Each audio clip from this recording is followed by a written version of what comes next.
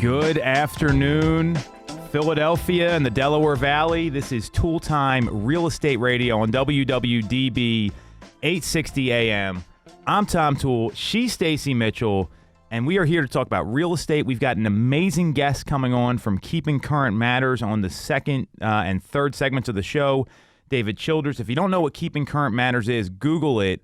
But in short, they are the experts on what's happening in the real estate market, and they break down everything happening from a consumer side and from an agent side so we can communicate all that effectively to help people make well-informed decisions. You're pretty excited about this guest, huh, Stace? Yes, very.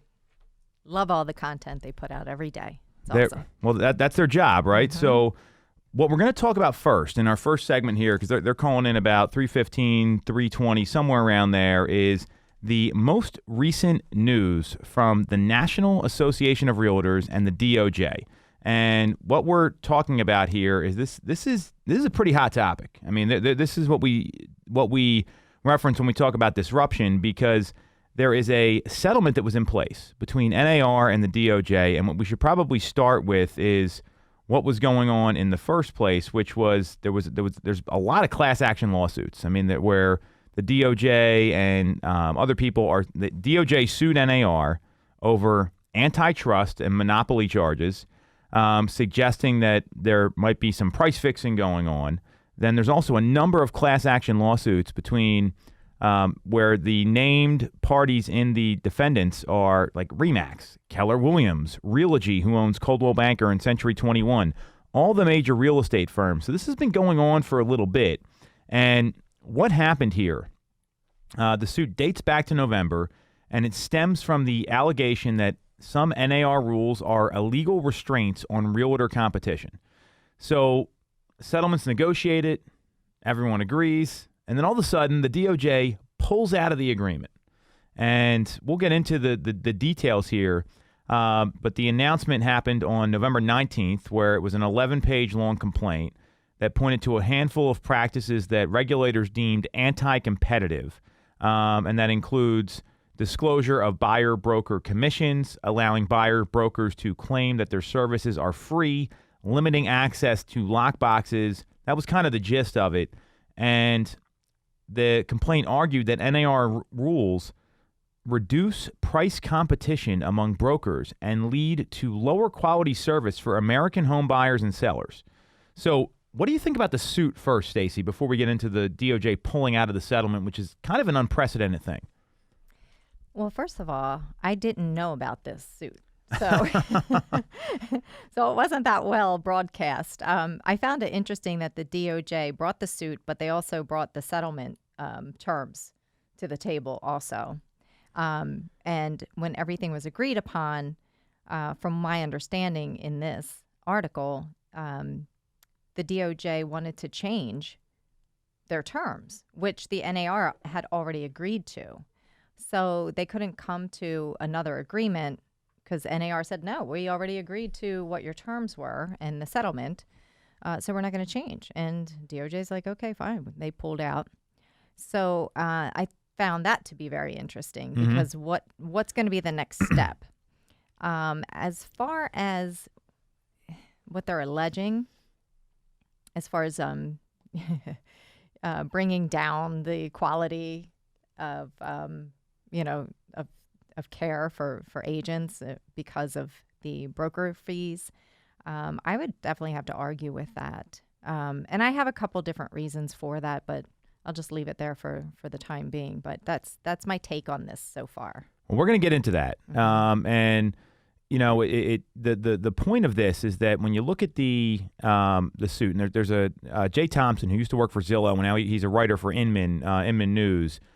He had talked about what we need to kind of be aware of, and he gave an opinion column on this, which I found very interesting, and I wanted to, because he really explains why this battle matters. Because a lot of people, they might just think, well, who cares? This is just another industry cleanup. And certainly real estate has done things a certain way for a long time because they've always been done that way. So I don't disagree with that from an outsider's perspective. It was really those four things: disclosing buyers' commissions, number one; buyers brokers saying it's free; enabling buyers brokers to filter MLS listings based on the compensation; and limiting access to the lockboxes. So what Jay said is that why this matters is the way they responded to the complaint, where the complaint said, hey, we don't want to, the proposed rule changes are on hold for now, and we want to explore other potential violations. So what do you think about that? Potential other violations? Meaning they're going to just start digging around and look for other violations, I guess. So they're going back to the drawing board. They're going to dig deeper. I'm assuming that's what they're going to do.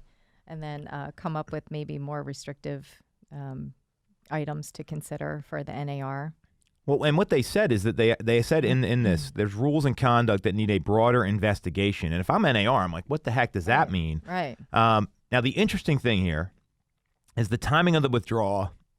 It coincides almost exactly with Lena Khan being appointed the FTC chairperson. So part of me says this is political. Unfortunately, I mean, a lot of these things are. And because of these several antitrust lawsuits, I mean, the industry's under attack. We talk about this all the time. Right. So knowing what's going on here, I mean, my guess is they're probably going to come back. They'll get to the table. They'll come up with some sort of settlement. It is, frustrating that you have something agreed to and they pull out, which doesn't happen often.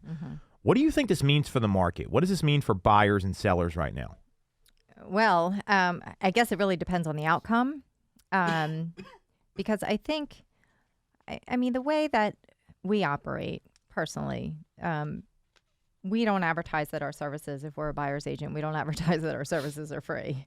That's something that's explained up front when you're talking to clients.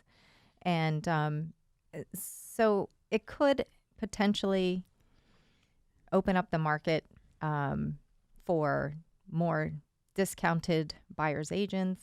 I know that we have, there's already some of those brokerage firms that are supposedly discounted, but you don't know the whole story behind it. So I think that's what it's trying to do, just create more competition in that aspect. Well, I agree it's going to create competition. That's what kind of the antitrust thing is all about. And what I know is this, and my view is that there are agents that say, hey, it's free to work with me. Someone's paying that fee. I mean, that is clear. And the appropriate answer there, if you're an agent, if you're listening, is the sellers normally cooperate and pay buyer's agents. It's not all the time. They don't have to do it. And one of the things in this suit here that they're talking about is in order to get MLS access, I know you have to enter in some sort of compensation, even if it's only $1 in the MLS. So to me, this is more about the future of buyer agency. And what we're going to talk about this within our team. But if you're an agent right now that's working with buyers, you better be prepared not just to show up, open one door, and hope they buy the house.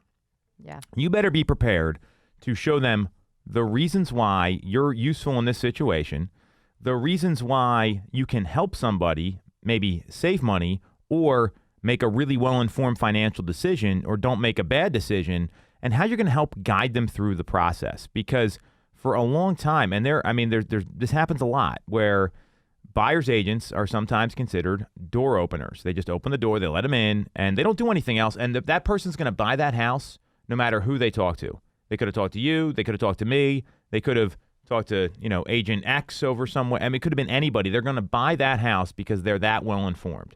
And that's the challenge I see here, is that agents that don't know how to communicate their worth and navigate the process and explain how things work and all the things that a good realtor does, they're the ones that are in trouble with this, because there's going to be those consumers that always don't want to pay the fees, want to do things themselves.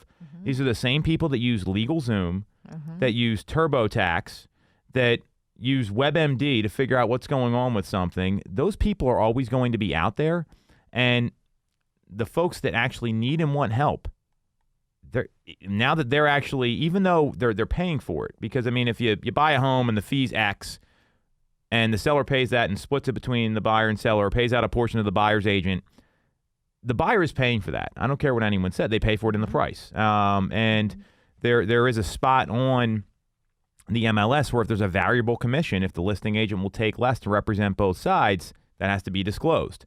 So this is, for all the agents that are listening, if you work with buyers and you want to keep that business going, you better be ready to explain your value in the transaction communicate it, and deliver. Because if you can't, they will find someone else, or they're going to ask you for less on the fee. Right. Because that's where this is going here. I mean, am I off base? I mean, no, what do you think? I agree 100% for sure.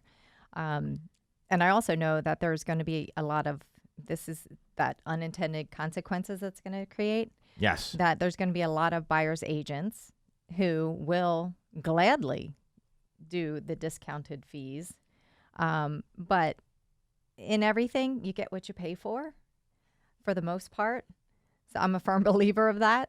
So if you find a buyer's agent out there that's willing to go total cutthroat and do it for 0.5%, you might get that kind of service, and that could totally break down the deal. So know what you're getting into as a buyer when you're hiring on an agent to represent you, because some of these deals go sideways quickly, and you might think you know how to handle it and what you're navigating through as a buyer, but you don't. And if you don't have, great representation on your side, that could come at, an appropriate fee, then you can lose out on a lot. Not only deposit money, but time and your dream home. Well, you mentioned something interesting there. I mean, I've seen this happen, and fortunately for us, and again, we work with the Tom Toole Sales Group at RE/MAX Mainline, the #1 RE/MAX team since 2018. Fortunately for us, we believe in service. It's one of our core values, so we really commit to understanding the process. I mean, a lot of the education is what happens if this, what happens if that. I mean, these are these are things you work on every day, and because of that, we've worked with a lot of people who had a bad experience with another agent. Yes. And I mean, that's how I've literally built the entire business from when I was a single agent to where we are now. So fortunately, I know we're doing right by consumers, and there's a value to that. That's just like when you go to the best attorney because you want the best result in the case, or when you got a serious problem with your health and you go to the best doctor out there. So I'm a firm believer in that. And these people, unfortunately, you hear these horror stories of, my agent didn't know the contract. They missed a deadline. I lost my deposit. They told me they couldn't help. And this is real life. I mean, if you go just look through realtor reviews, I mean, Google this stuff. It's all out there. And that's why 87% of agents are out of the business in 5 years. So what this lawsuit's going to, and I don't really disagree with anything that was in the settlement. To me, they all make a lot of sense. The lockbox thing, that's a no-brainer. You shouldn't have to be a realtor, because you can be a real estate salesperson and not a realtor. People don't know this. The lockbox thing's fine. Transparency, all for. I think everyone should know what they're getting into. Yep. Everything in that suit, I don't really have any issues with. And part of it does seem political because now there's a new FTC chairperson and all this is off the table. That's all fine. I'm clear this will be worked out. The bigger challenge here is that the consumer deserves better, and it's unfortunately it's really easy to get your real estate license and no one tells you what to do. So, and we run into a lot of those agents. Well, everyone does. If you're doing any sort of business, when 87% of the people are going to be out of the business in 5 years, and that number has not changed for the 2 decades I've been doing this, that's what's going to happen. So one thing I do want, so if you're thinking about getting into real estate and want to avoid this, check out our real estate scholarship program. It's realestatescholarshipprogram.com, where we give you the right training. We set you up to win. Yep. More importantly, what does this mean for the market, Stacey? So you're a buyer or you're a seller. Is it a good thing, bad thing? What do you think about all this? Because I know that's a lot of the people listening right now are those that are going to be consumers in the future, and we want to tell them what this all means for them as well. Well, it really depends. For the buyers, it depends on how on top of everything they are. Everybody's different. Some people, they'll get right in their minds, I just want to buy a house. So they might not even know that, the whole business between the buyers and sellers and the representation and the commission splits and all those things. So it really depends on how in tune the buyers are. But, that being said, as an agent, sitting down with them and giving your clients the best information and all the information so that they can make informed decisions is key. So depending on the outcome of this and what's being proposed, and I also am curious about the changes that the DOJ had re-proposed the second time around that NAR did not agree to. I'm just curious about that. Man, unfortunately, we don't know that. I mean, Yeah. that's But I'm curious. Yeah. I mean, that, and there's going to be more here. There always is. What I know about this is that these suits go on. It's a long process. I mean, dealing with the government as slow as it is. Dealing with a national trade organization, equally slow. I don't know which one's slower. I mean, that's a good bet to take. The point here is this is going to shine a light on something for agents that are out there that want to actually do right by the consumer. And if you're a buyer or a seller, I mean, this is where it's so critical to ask the right questions when you're interviewing somebody. Make sure they can understand the process, understand the market, understand how the numbers are going to work, because a lot of agents don't know how to do that stuff. And then they get into these transactions, something goes wrong, and it's a total disaster because no one knows what they're doing. And that, to me, is the equally important thing here, is that the consumers need to interview agents better. I mean, you should be asking questions like, how long have you been doing this? How many homes have you sold? What's the process like? I mean, this is basic stuff that you would ask anybody. I mean, and a lot of times buyers just connect with the first agent they work with the first agent they connect with. Excuse me. So it to me it's it's a lot of the time statistically. So the point is that ask the better questions as a consumer, and agents be ready to answer them. And I think that's what everyone needs to be prepared for here, because this isn't going to go away. And the more transparent it is, the more strict people, when they're having to write that check instead of financing it in a loan, which is usually what happens, financing 2 or 3% or 4% or whatever the number is. We can't talk about commissions. Right. In a loan is a few dollars a month. Correct. Right. But if you're paying that out of pocket, it's a little bit more steep if you have to pay that at closing. So I think that does make a big difference.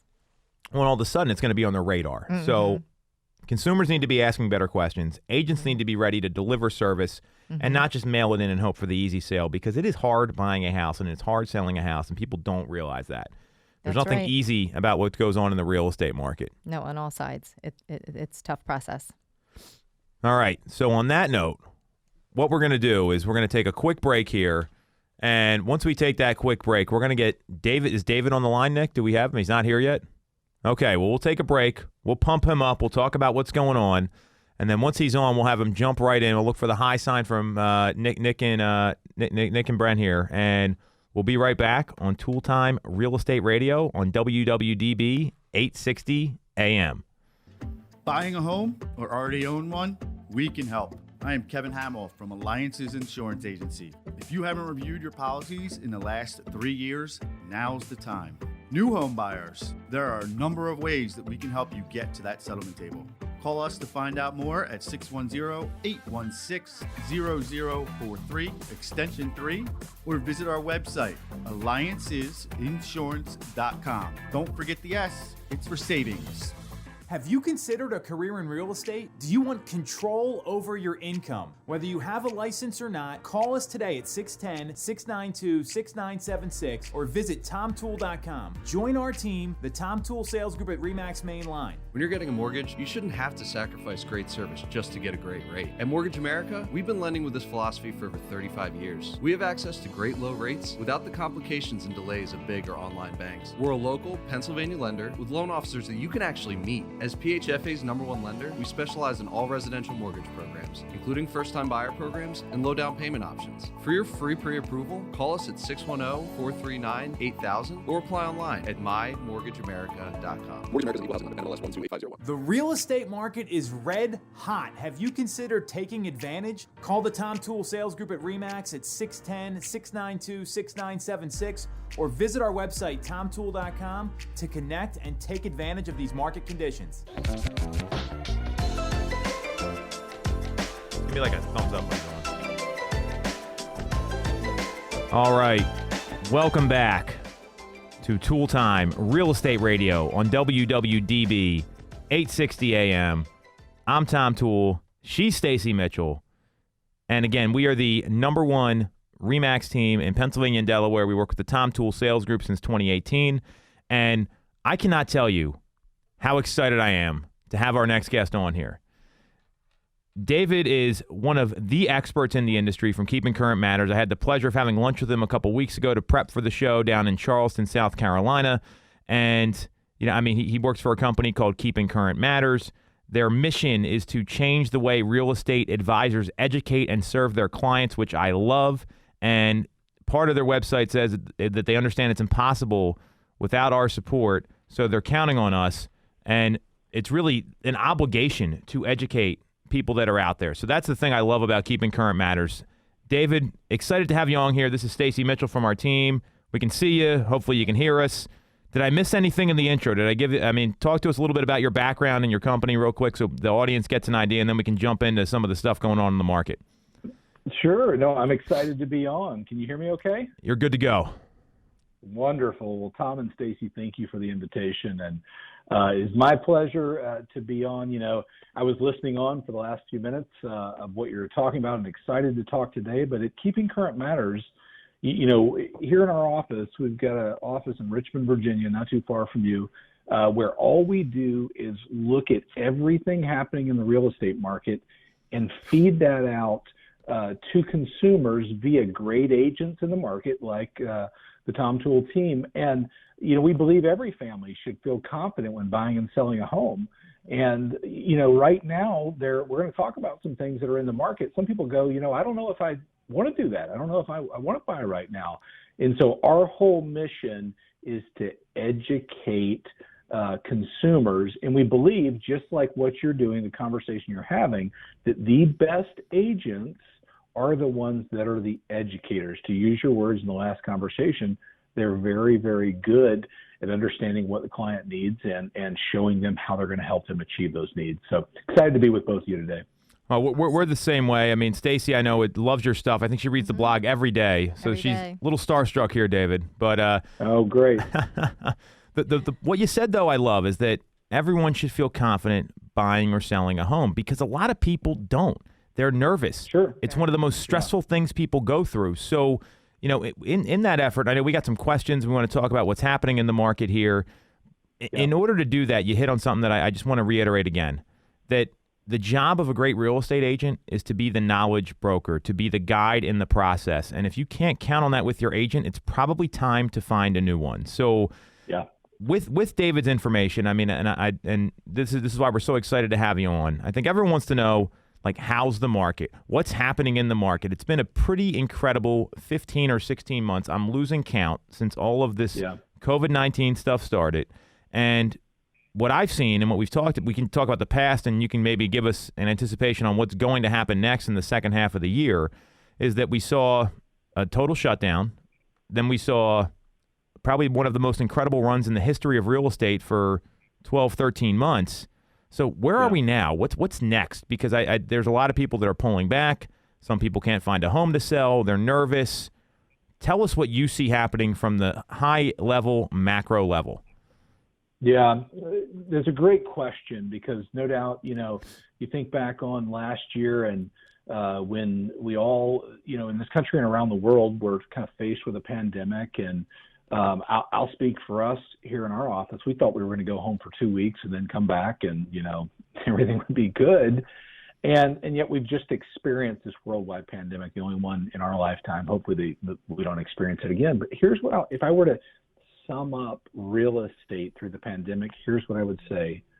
The meaning of home for people changed. People said we're living at home, we're eating at home, we're schooling at home, we're working at home, we're working out at home, and we want things different in a home coming through the pandemic. And the state of real estate over the last year has been people saying, you know what, if this is going to continue on, if this ever happens again, I want a spot for me and my family so that we can have the place that we need that meets our needs. And so that's caused a lot of people to say now is the time. Last year, the average 30-year fixed hit a new record low 16 times. Think about that, 16 times. And so people said, yeah, we want to buy something. And oh, by the way, if we don't do it now, we're crazy. And a lot of people said, you know what, I don't want to sell my home. I'm not going to put it on the market because I don't want to bring a bunch of people in, which makes a lot of sense.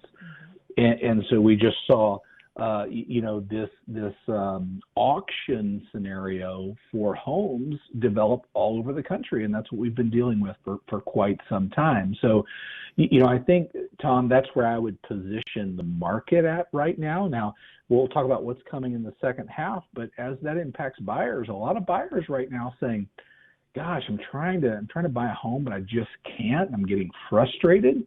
And a new survey came out just a couple weeks ago from Fannie Mae. It's called the Home Purchase Sentiment Index, where this time last year, 2 out of 3 people said it's a good time to buy.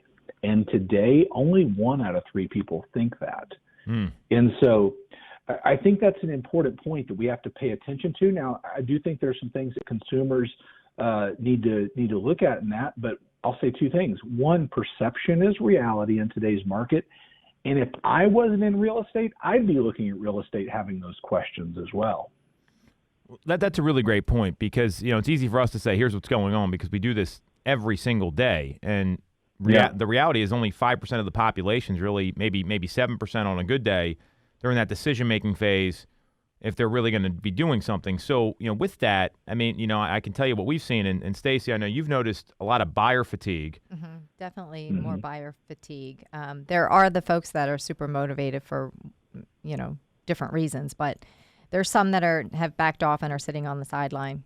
And They're then a little tired. Yeah. What we've also seen is, sellers are kind of holding on to the market a little bit. And, there's a little bit of a bubbling of inventory, meaning like not much, but we don't have the June numbers yet. But through the end of May in our market, we went from a 1-month to a 1.2-month supply in the suburban counties. And in Philadelphia, we went from like a 2 to a 2.4-month supply. So we've seen kind of a 20% increase in inventory, even though it doesn't sound very large. So what does that tell you, David? Or like, what are we seeing kind of a shift from this incredible appreciation to more normal appreciation? What does that tell you as we head into the second half of the year?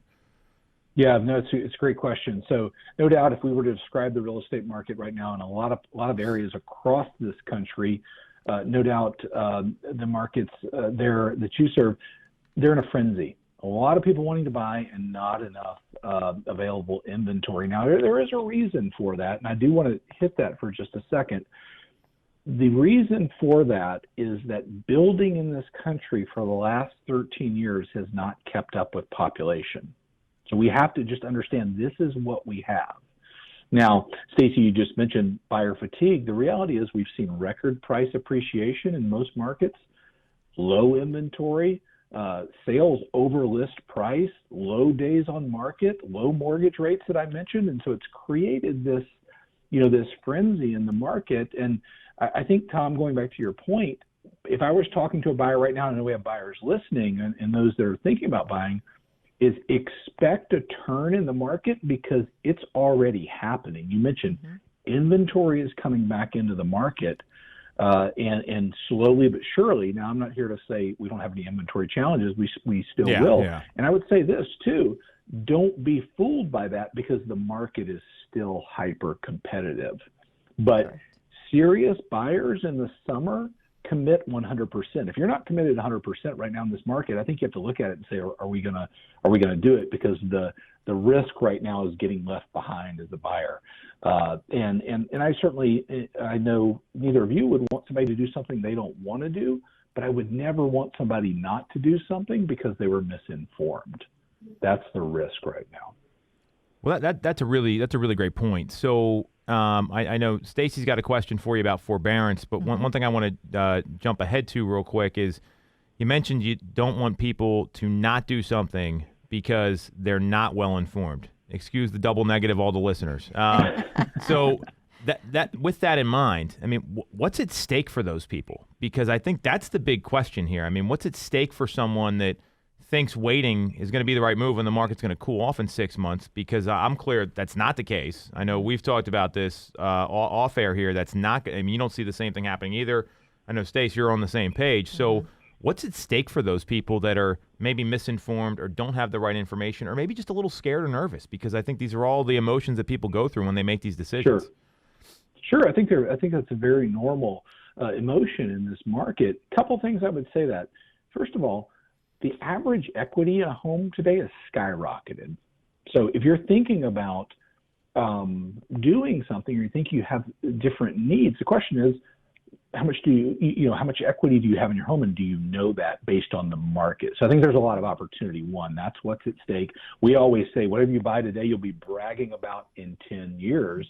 But I do think there are people today that are counseling, buyers, hey, hold off until the market cools down. And no doubt the frenzy will cool down. That will happen. Yes. But I got to tell you, Tom and Stacey, I don't see any experts calling for depreciation in home values. Mm-hmm. Matter of fact, if you take an average price home in this country, it's say $350,000, the appreciation forecasted for the next 5 years is just over $99,000 in equity build on a home purchase today. And that's the thing right now that nobody's talking about. Everybody's talking about how hot the market is. And I think we remember 2008 and we're like, well, let's just wait till it all falls and crashes.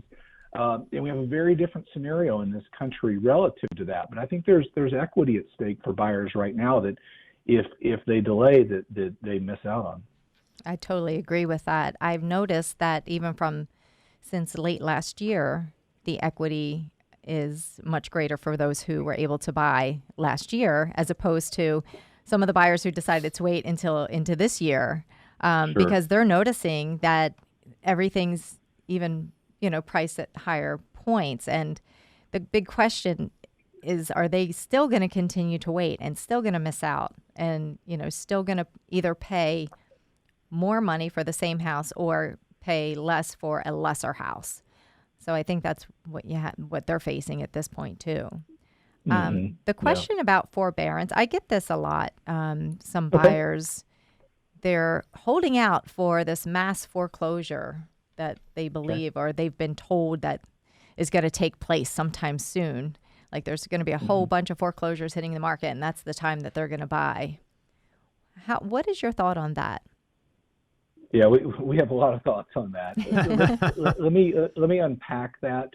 One, there's a couple of things. So forbearance is the tool that was given by the federal government to homeowners to help weather the storm of the pandemic. Now, remember back in 2008 in the housing crisis, we didn't have this and we had issues. And, it's a program that's helped a lot of people across the country. Yes. But the headlines that are out there are so many people cannot pay their mortgage.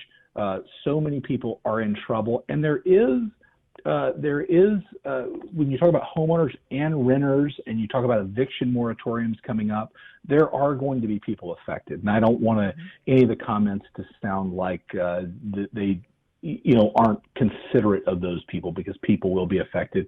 And I think we all know people that maybe have had their incomes reduced or had challenges through the pandemic, and we want to be sensitive to that.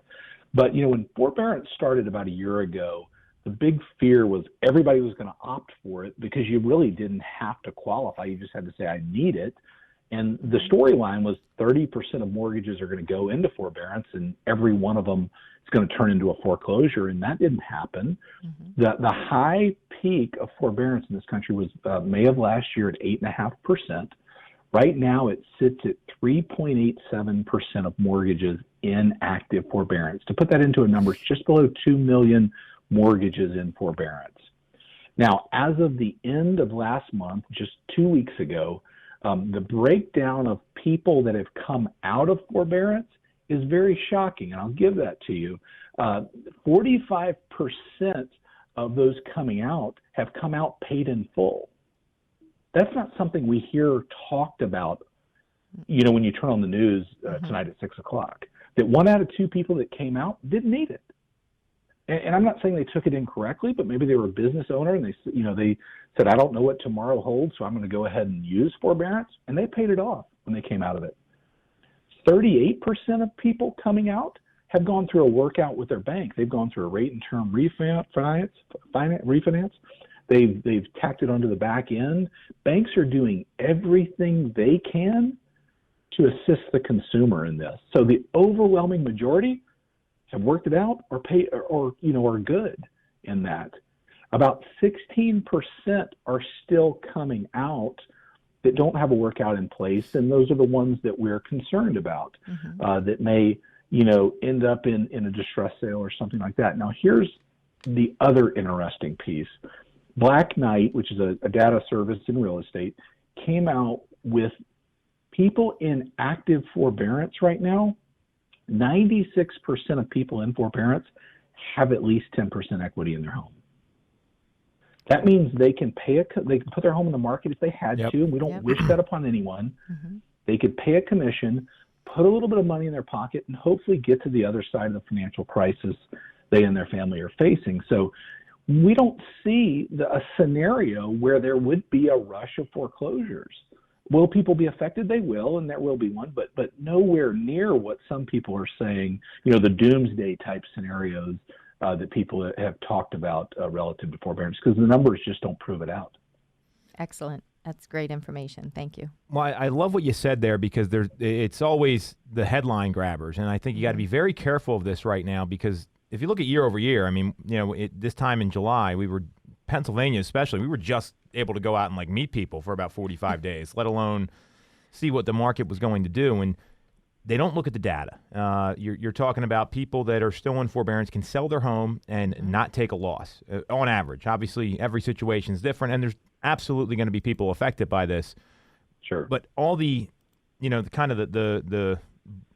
sub bullet points, right? The lower data indicates that the forbearance issue, it's an issue, but it's not as big of an issue as it sounds like in the headlines. And that's what that's the problem with not being informed, not knowing what's going on, not being educated, and giving consumers confidence to buy and sell. So I think that's such a big talking point here. So real quickly, and we're going to take a quick break. We'll come back. We got David for 2 segments here, so make sure to stay on the dial. We talked about what's at stake. So you very clearly said about $100,000 in equity could be at stake for those who wait.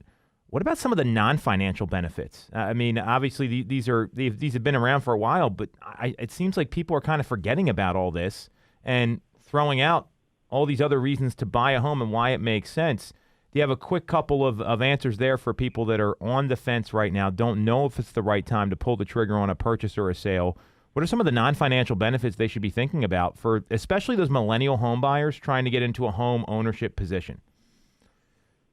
Yeah, I think that, we've just come out of June, which is National Homeownership Month in this country, and talking about the financial benefits, but also the non-financial benefits. We kind of started this time together talking about that. And I think there is no other time in history where home has become more important. And here's the interesting distinction I would draw in that. And I talked about all the things that we all know about what we lived over the last year. We're going to school at home, we're working at home, we're working out at home, we're all the things we're doing. But here's the interesting dynamic. I want to kind of paint the picture for you. Coming out of the financial crisis in 2008, there were many people that kind of said, I think the American dream is dead. I don't know that buying a home is a good investment. I don't know that millennials are going to want to buy a home. And we're seeing almost the exact opposite of that today. Folks coming out of this, now different crises, I'm not debating that. One was a housing crisis. This is a health crisis, pandemic. But coming out of this, home and what it means to people has been renewed. And people have said, you know what? The things that are important to us, security, having a place with a backyard, having a place, whatever their particular needs are, have become so much more important. And one of the things that I think you're going to see a shift in this country going forward is, for so long, and I'll kind of touch back on the financial piece, we've seen home ownership as this pinnacle of financial success. Like, if I can make it, I can go out and buy a home. Where the reality is a lot of people are starting to see home ownership as the cornerstone of that ability to build equity, ability to have the non-financial benefits that home ownership brings, the ability to benefit from a rate and term refinance that renters don't get up. And the other option is to rent. And I can tell you right now, rent is going sky high. We produce national rent numbers on a monthly basis, and it's going up. It is going up. And so I think we're seeing a shift in the way folks look at home ownership from non-financial and from financial reasons that make it very, very attractive for those. And one of the biggest issues, I think, in our world right now, and certainly here in the U.S., is homes on the lower end of any market that first-time home buyers and those that want to get into the market can purchase. We need more homes on that end, no doubt. Love it. Well, great stuff. And there's some more to unpack here. But what we're going to do right now, real quickly, is take a quick break. We got David Childers here from Keeping Current Matters. This is the guy you want to be talking to get confidence in the home sale and home purchase process. We're live on WWDB 860 AM. This is Toole Time Real Estate Radio. We will be right back. When you're getting a mortgage, you shouldn't have to sacrifice great service just to get a great rate. At Mortgage America, we've been lending with this philosophy for over 35 years. We have access to great low rates without the complications and delays of big or online banks. We're a local Pennsylvania lender with loan officers that you can actually meet. As PHFA's #1 lender, we specialize in all residential mortgage programs, including first-time buyer programs and low down payment options. For your free pre-approval, call us at 610-439-8000 or apply online at mymortgageamerica.com. Mortgage America's equal housing lender, NMLS 12850. Have you considered a career in real estate? Do you want control over your income? Whether you have a license or not, call us today at 610-692-6976 or visit tomtoole.com. Join our team, the Tom Toole Sales Group at RE/MAX Main Line. When you're getting a mortgage, you shouldn't have to sacrifice great service just to get a great rate. At Mortgage America, we've been lending with this philosophy for over 35 years. We have access to great low rates without the complications and delays of big or online banks. We're a local Pennsylvania lender with loan officers that you can actually meet. As PHFA's #1 lender, we specialize in all residential mortgage programs, including first-time buyer programs and low down payment options. For your free pre-approval, call us at 610-439-8000 or apply online at mymortgageamerica.com. Mortgage America's equal housing lender, NMLS 12850. The real estate market is red hot. Have you considered taking advantage? Call the Tom Toole Sales Group at RE/MAX at 610-692-6976 or visit our website, tomtoole.com, to connect and take advantage of these market conditions.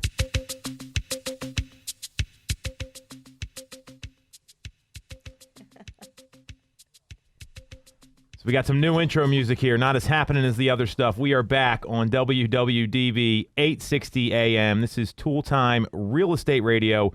I'm Tom Toole. She's Stacey Mitchell, and we have the world-famous David Childers from Keeping Current Matters on. You're laughing, David. People in the real estate space know who you guys are, and that's what we're trying to bring this to the consumer so they can understand. And really, it's a matter of just being the knowledge broker and being the person. And look, I mean, Steve Harney, he founded the company. Yeah. He was the Oracle, right? That's what Tom Ferry at least called him. So anyway, we're excited to have you on, and we got about 14 minutes left here in the show. So what I wanted to hit on was you said something at the very end there and kind of bring this back up, is that rent continues to go up. And I don't know about you. I've never seen rent actually go down ever, at least as long as I've been doing this. And we just saw mortgage rates drop below 3% at the beginning of the week again. Not the historic lows we saw last year, but a move in the right direction. So with that kind of affordability, with knowing that renter prices are going up, knowing that there's a lot of millennial home buyers out there trying to get into a home ownership position, as we turn into the second half of the year, give us some ideas of what to expect. I got a couple sub-questions here, but you're talking to a buyer, you're talking to a seller. What are you telling them right now on the middle of July, heading into the rest of 2021? Yeah, so we talked about what to talk about buyers with, and I think the buyer conversation, if you're buying right now, is you're engaging and saying, okay, I'm all in. You have to be all in right now, and we talked about that. I think for the seller side, there are a couple of things. We're starting to see more sellers come into the market. You mentioned it before, inventory growth locally there. That's happening nationally. So if you look at this and you say, buyers, hang in there, sellers, they're coming, they're realizing, hey, we can sell our home for this. Last week nationally, we saw growth of inventory just over 10%, and NAR measured at 10.9% growth. So we're starting to see that front end of a turn. If I was talking right now with a seller, here would be my points. Don't be too unrealistic right now. There's more competition coming into the market. Those that are thinking about selling, wait, and you'll miss out on an extremely attractive market. I mean, now is the time. It's never been a better time to sell. And I think, Tom, as we head into we're in the second half of this year, but throughout the second half of this year, price appreciation will moderate as rates as rates continue to rise. Now, let me break that down for you. And I want to go back to what I said earlier. There are no experts right now calling for depreciation in real estate. There are a couple knuckleheads on YouTube calling for it, but there are no experts calling for depreciation in real estate. You look at forecasts for interest rates. What's the quick synopsis there? They're going up. The only question is by how much and by when. And there's an old saying in real estate, nothing changes until everything changes. 100%. So the average 30-year fixed right now, as measured by Fannie Mae, is 2.9% on average across the country. You can go to their site and see it right now. The other thing is prices are expected to continue to appreciate. The average price appreciation, when you look at 5 leading experts, and that's NAR and MBA and all the ones that we follow here at Keeping Current Matters, it's 8.9%. So 9%, let's call it appreciation, if not more, in homes this year. And interest rates going up, it's just going to cost more. So waiting is going to cost you more.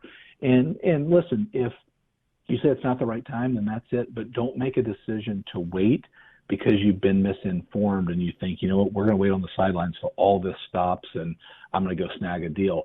That's not a strategy in today's market that's going to work. Well, you bring up a really good point there that rates are going up. I mean, I don't think there's any question. Even though we're seeing a little dip now, and they're always going to dance around. That's any market. And when we got together a couple weeks ago, you had mentioned to me that the average mortgage payment is up like 20% right now or somewhere in that range. Sure. So, yeah. Mm-hmm. And to Stacey's point, where you had some buyers that have waited and have like seen the market go up, and it's not because of lack of information, because that's what they decided to do. Mm-hmm. I mean, that's a painful pill to swallow. Mm-hmm. Where, hey, now this costs me 20% more. So I think it's really important to understand what's happening with payments, because we're not in New York City. We don't see these all cash deals all the time. I mean, we're dealing with people financing their properties, and in our market specifically, and not that that's not all the deals, that's the vast majority of them. So I think that's a really great point when you're talking about what it's going to cost. What about affordability? I know you mentioned something about a Harvard joint study for housing and people worried about being in a bubble. So, and that's, I mean, how many times do you get the question about being in a bubble, Stacey? All the time. It's Sure. That's something I can count on, that question. So there's a couple of things about that. Let's break some of that down. It comes from the Joint Center for Study for Housing at Harvard University. Just released their annual report, which, by the way, it's a free report. Great read for anybody that really wants to dive deep in housing. But a couple things that are happening right now. So we talked about interest rates going up and prices going up. That means affordability, what the dollar will buy, is going to be compromised. Now, it's based on 3 things. It's based on wages, interest rates, and prices. That's what makes up affordability. We've been the beneficiary of 2 things over the last year: rising wages and low interest rates. That has offset affordability to make homes very, very affordable. Now, what the typical response will be is homes aren't affordable today as they used to be. Well, when you really go back and look at the numbers, and Tom, you've got access to all this. I know folks can reach out to you and get all of this. The question I always ask people is, as compared to when? And the truth is, over the last couple of years, homes aren't as affordable today over the last 2 years. Well, if you look back at the financial crisis in 2008, they aren't as affordable then either.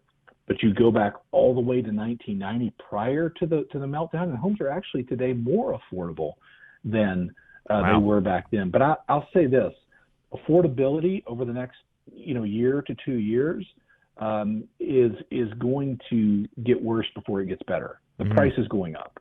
Builders are trying to build. Folks will sell. There will be, we get to a point in this real world that we live in that any of us look at any good. If you go into the grocery store lately, we know inflation is bearing down on us, where you start to go, okay, I'm not a buyer at that price. Mm-hmm. I don't care what it is. It's a gallon of milk. It's a loaf of bread. It's a house. You go, okay, I'm not a buyer.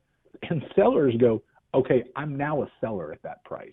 Mm-hmm. And that's how the market will determine itself and play out. So I think, affordability right now is at a great place based on interest rates.